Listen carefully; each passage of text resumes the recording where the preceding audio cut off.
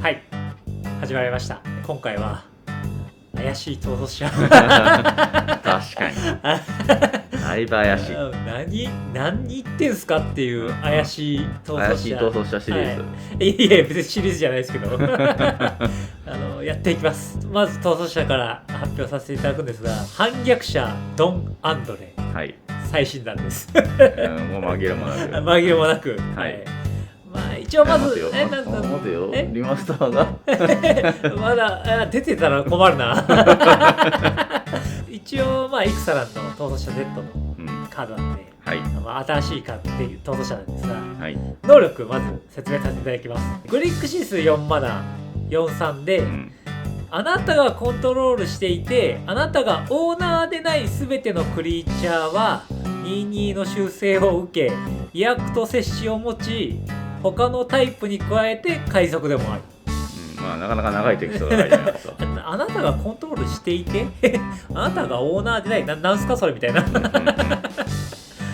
まあとりあえず単位がオーナーのクリーチャーは全部22修正の威圧接しだと、であなたがオーナーでなくクリーチャーでない呪文を唱えるたび宝物トークン2つをタップ状態で生成する、これも言ってる意味が分からないそうなんですよね、はい、こいつは総じて、書いてあるテキストが難解な逃走者です。とにかく何言ってんすかっていう逃走者を今日は5、6作で、はい、想定して作ってきました。はい、まあこれ誰も、まあ、調べると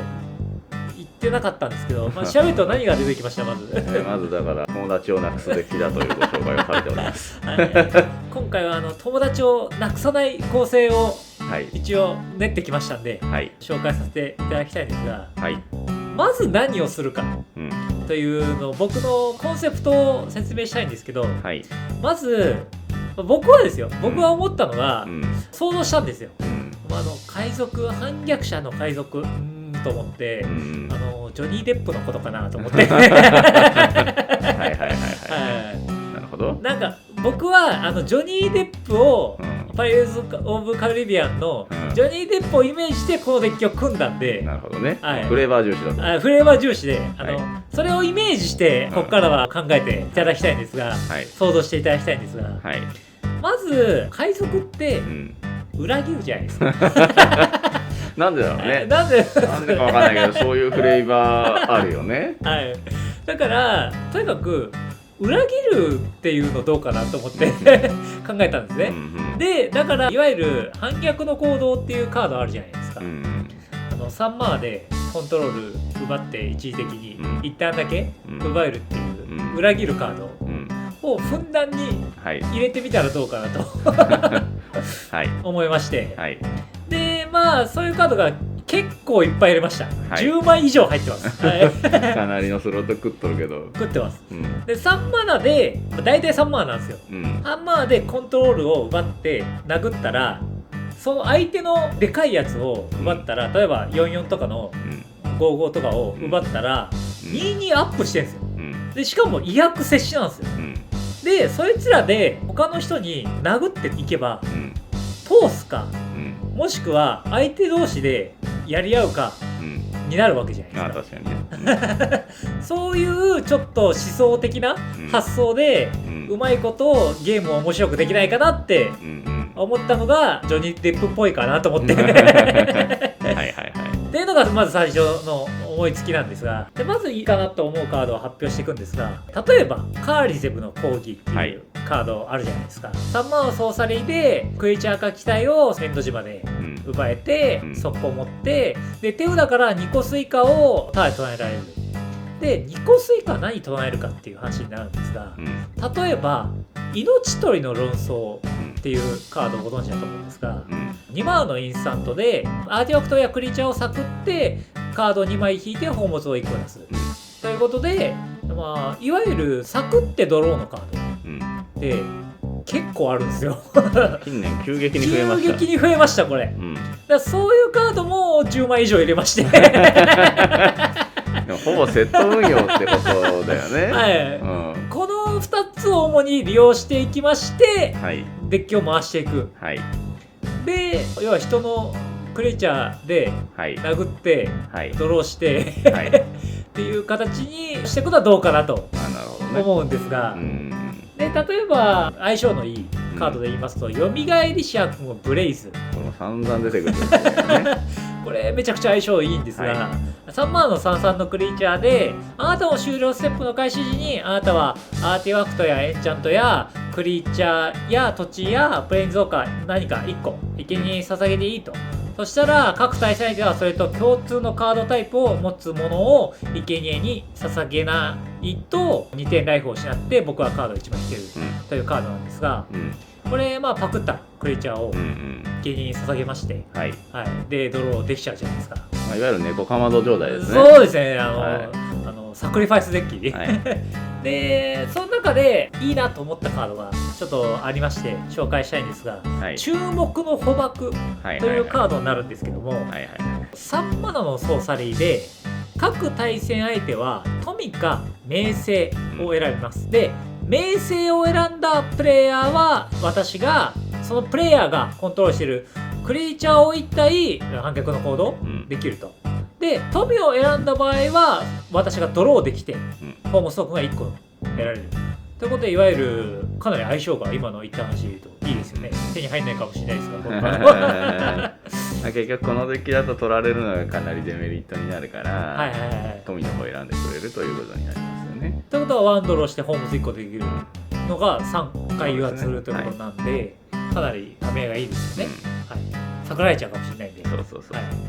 でそういった兼ね合いで結構相性がいいカードっていうのがあるんですが、群衆の掟というカードがあるんですけども、6マナのソーサリーでパワーが4以上のクリーチャーを反逆の行動するか、パワーが3以下のクリーチャーを反逆の行動するかで選べるっていうカードがあるんですけど、大量に裏切るぜってなんでしょうね、ちょっと言い出して、そうですね、勝ち馬に乗り始めたんですかねみたいな。そうですそうですなんか海賊っぽいですよね別にそのカード自体は全然海賊ではないんですから。あともう一個これいいカードがありまして、よじれた忠義っていうカードなんですけど、これは7マナのカードでして、対戦相手1人を対象としてこのターン終了時まで、そのプレイヤーと私のクリーチャーのコントロールを交換します、で反逆の行動みたいな速攻を持つんですけど、アンタップしてこれはどう使うかというと、特定のところの場のクリーチャーパクって違う人に殴りに行ってブロックしてもらうことによって盤面を壊滅させると。そうですいうことですねなんか、よくわかんない海賊的なで自分はまた違う人に裏切ってるっていう海賊っぽくないですかよくわからないけどねもはやそうなってくると。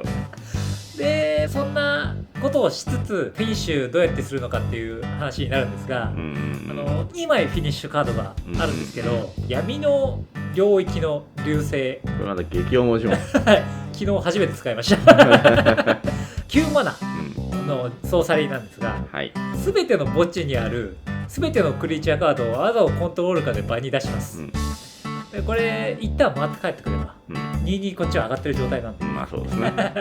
どんなに雑魚クリーチャーでもね、最低でもパワー2あるからやばいですよね2威迫摂取ですからね、上がってますから。であともう1枚は僕の魂のボード、このデッキボード1枚コンボだという大体カジュアルだとボードは1枚コンボなんですが、ましてやこのデッキの場合はサイズが上がっちゃうと、8マナの赤のソーサリーでして、全てのクリーチャーを反逆の行動できるというカードなんですが、全部場に出てるクリーチャー全部ですよ、反逆の行動できて、2-2修正の威迫が上がるんで海賊になると。海賊になって、絶対勝てるだろうっていうカードになりますよね。絶対勝てる場面で打つんだけどさ打つんですよねお亡くなりになってるパターンもあるんでそうね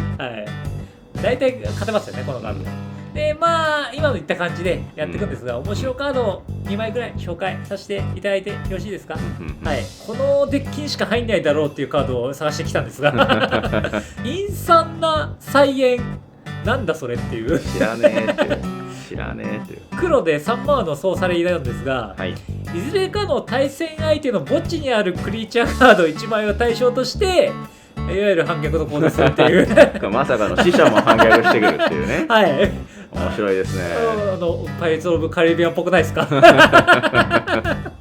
でそれをエンド地に追放するんですが、はい、墓地からも実はいけますねっていう、一応墓地からも利用してくださいという、はい、であともう1枚面白いカード紹介したいんですが、はい、支配的な意志というカードになるんですけど、はい、青4マナインスタントなんですが、うん、プレイヤー1人と攻撃していないクリーチャー最大3体を対象とする、ちょっと言ってる意味分かんないかもしれないけど最後まで聞いてください、はい、でターン終了時までそのプレイヤーはそれらのクリーチャーのコントロールを得ます。でそれらのクリーチャーをアンタップしてそのターンそれらは可能ならブロックする、簡単に説明しますと、プレイヤー1人っていうのはまず僕のことを言います、で攻撃していないクリーチャーは誰かの攻撃したいクリーチャー、で僕に攻撃されたとするじゃないですか、で誰かのクリーチャー3体をアンタップして持ってきて急にブロックできる、みたいなことができると。はい、しかもそいつらは接種持ってると。接種持ってます。で22100、でプラスになってるんで、っていうなんかインスタントでいけるやつもありますねっていう人のクリーチャー急にパクってくると。あ、そうです。でちょっと拝借してブロックしますねって言って、はい、両方死ぬっていう面白いでしょっていう感じのデッキになります。なるほど、はいはい、友達なくしそうですかねいやちょっとね結構きついかもまあ実は友達をなくすかどうかっていうポイントが1個注意点があるんですが、これをすると友達なくすっていうのが1個あるんですが、作離台を確定の作離台、例えばファイレクシャの区切り台だったり足音の区切り台みたいなのを置いちゃうと、もう明らかに作るって言ってるじゃないですか、でパクるっていう呪文を捉えちゃうと、もうクレイチャーに人権がなくなっちゃうじゃないですか、そういうことをするといわゆる魔王戦になるんですね、で魔王戦になってクリーチャー除去してきますみたいな感じだと友達なくすだけなんで空気も悪くなりますし、でさらに魔王戦になって勝てないっていう、もう本当に損しかしないデッキになってしまいますんで、はい、この辺の構築の加減はそうですね、注意が必要ですと。それを避けるためにはそのファイレクシャの区切り台と足音の区切り台のような確定の作例台を抜けば、だから増物の予見者ぐらいだったらブレイズぐらいだったらそう状況を打てば対処できますんで、そのいい塩梅の具合のデッキにすることによって、このデッキはうまいことを成り立つはずですので、いい感じにヘイトが下がって、そうですね、ヘイトを下げないと戦えないんですよ。そうなんですよ。魔王戦になっちゃうんで、ヘイトが基本的に高いんですよ。はい、今リオさんは上の効果を中心に組んでいただきましたけど、下の効果を中心に組んだとしても、こいつヘイト高いんですよ。なるほどなるほど書いてあること全てヘイト高いんですよ。だからとにかく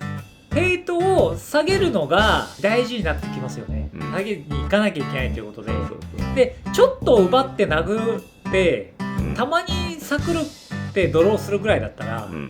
そんなにだから挟むんですよ。奪って殴るだけですっていうのを一回挟むだけで、確かにね、だいぶ変わる。だいぶ変わりますよね。サクんないこともあるんだっていうだけで、なるほどね、サクれないこともあるんだっていう、あったとしてもサクらないみたいなこともテクとしてはあるっていう、ありますよね。それでヘイト下がりますんで、そうするとうまいことデッキとして成り立つことがありえるんじゃないかなと。でイメージとしてはかなりジョニー・デップっぽい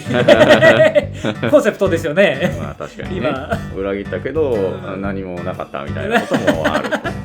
で何がジョニー・デップっぽいかっていうと、海賊はこいつだけだっていうゼロゼロなのまあブリーチェスぐらい入れてもいいかもしれないですが、もう本当に海賊って孤独なんだなっていうのを表したかったっていうまあそんな感じになるんですけども、どうですかね、まあ、このデッキに入りそうなカードあれば、コメントいただければと思いますので、ちょっとヘイトを買う系はちょっとヘイトを買わないように気をつけてください。あとチャンネル登録お願いしますということで、今回の動画は以上になります。おしまい。